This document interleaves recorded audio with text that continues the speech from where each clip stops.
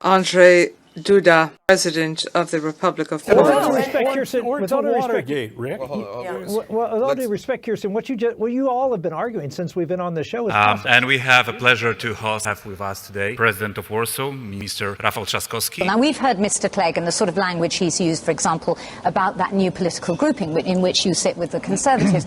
How much do you think, in terms of Europe's relationship with Rafał, with Great Britain, the new coalition, it's going to matter that the senior member of that government no longer sits in a party, in a political grouping, a family where there are prime ministers, even European commissioners, that is a bit out in the cold? Well, it will, because the thing is that it's not only about making politics in the European Parliament, where the Conservatives were quite influential within the biggest political group. I mean, they were occupying some of the most important posts. They were coordinating our works in 10 committees out of 22. And now they are, in a sense, marginalized. But this is not only about European Parliament. I mean, EPP members, the prime ministers, meet, for example, before every European summit. And they pre-cook the deals. And now it will be quite difficult for the Conservatives, to have a positive relation with the rest of the European countries, and I think that the burden will be on the Liberals actually to do that, which might be problematic for the coalition, because let's be honest about it, those two parties have different views on Europe. And Peter, this is an issue for you and your partners who set up this group with the European Conservatives, the British Conservatives, thinking you would get a party in government with a big majority, instead of which you've got something which is marginalised, neutered, possibly watered down by one of the most pro-European parties in Britain. This is the good questions. Yes. Yes.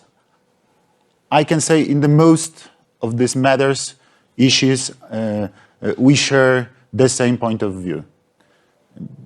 Because we are in the same region. Because this is really the problem of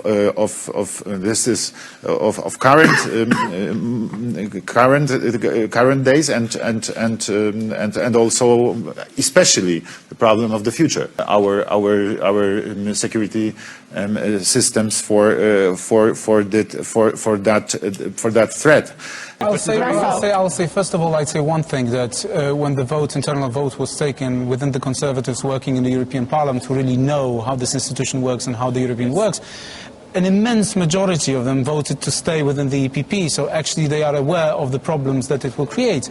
Of course everyone will listen to the British government, but the whole European politics is about informality, about those meetings which take place in an informal atmosphere, which you actually pre-cook the deals, when you can talk to your commissioners, when you can get the information and so on and so forth. The economic crisis will for the moment concentrate minds, but then it may be that policies like Europe, for example, will have the potential. I mean, Peter was joining up with the Tories on the basis that they were going to have a strong euro. I think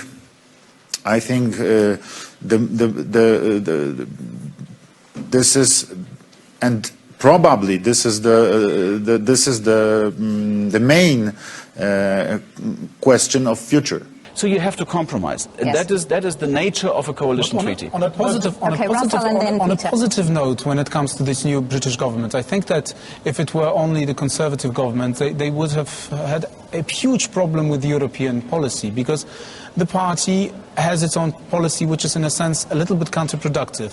And we have experiences in 96, 97 where the Conservative Party actually crushed under the European dispute. I think that the coalition with a very pro-European party will give them an excuse to have a very sort of pragmatic policy towards Europe. And in this sense, we will all sort of benefit. The Brits. Well, maybe not all. I mean, Peter. I can tell you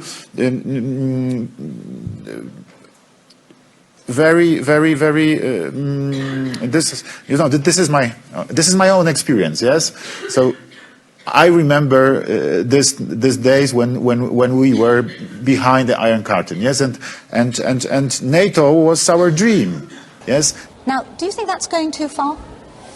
Well, they it compromised? depends on what this examination yields. I think this was a pet project of the Tories, and as I said, a coalition treaty negotiation always, results in compromise. I for one, would not want us in Germany to decide on a German sovereignty bill. Although apparently it's based on the German system.